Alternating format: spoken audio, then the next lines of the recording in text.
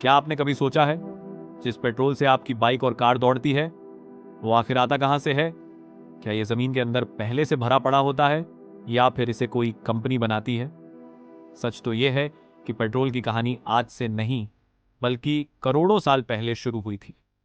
कल्पना कीजिए, आज से लगभग 10 करोड़ साल पहले धरती पर बड़े बड़े समुद्र थे और उनमें छोटे छोटे जीव, पौधे और सूक्ष्म जीव रहते थे। समय के साथ जब ये जीव मरते गए तो ये समुद्र की गहराई में जाकर जमा होते गए।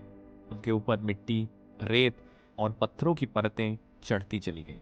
अब होता क्या है, जैसे जैसे ये परतें बढ़ती हैं वैसे वैसे नीचे दबे इन जीवों पर दबाव और तापमान बढ़ता जाता है। हजारों नहीं, लाखों नहीं, बल्कि करोड़ों साल तक ये प्रक्रिया चलती रहती है और धीरे धीरे यही दबे हुए जीव बदल जाते हैं एक गाढ़े काले तरल में, जिसे हम कहते हैं क्रूड ऑयल। यही क्रूड ऑयल असली सोना है, क्योंकि इसी से बनता है पेट्रोल, डीजल और बहुत कुछ।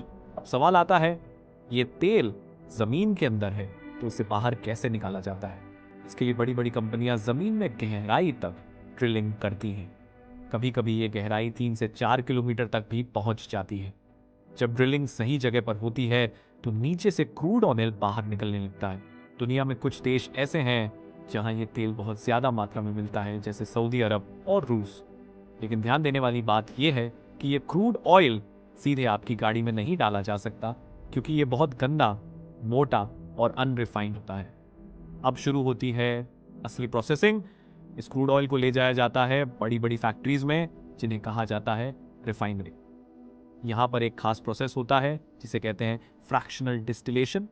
इस प्रोसेस में क्रूड ऑयल को बहुत ज़्यादा गर्म किया जाता है, लगभग 350 से 400 डिग्री सेल्सियस तक।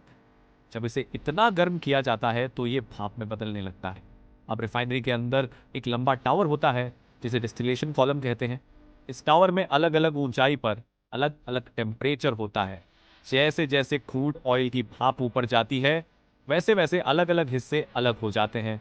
सबसे हल्की चीजें ऊपर चली जाती हैं, जैसे गैस, उसके बाद आता है पेट्रोल, फिर केरोसिन, फिर डीजल, और सबसे नीचे बचता है भारी टार। यानी एक ही क्रूड ऑयल से कई तरह के फ्यूल बनते हैं। अब जो पेट्रोल निकलता है उसे और साफ किया जाता है, उसमें एडिटिव्स मिलाए जाते हैं ताकि वो इंजन में सही से काम करे। अब अगला सफर शुरू होता है। रिफाइनरी से ये पेट्रोल पाइपलाइन, ट्रेन और बड़े बड़े टैंकर, ट्रक के जरिए देश भर के पेट्रोल पंप तक पहुंचाया जाता है। भारत में इस काम को बड़ी कंपनियां संभालती हैं, जैसे इंडियन ऑयल कॉरपोरेशन और भारत पेट्रोलियम। अब जब आप पेट्रोल पंप पर जाते हैं और अपनी गाड़ी में पेट्रोल भरवाते हैं तो ये वही पेट्रोल होता है जो करोड़ों साल पहले समुद्र में रहने वाले जीवों से बना था। जब ये पेट्रोल आपके इंजन में जाता है तो वहां चलता है और एनर्जी पैदा करता है।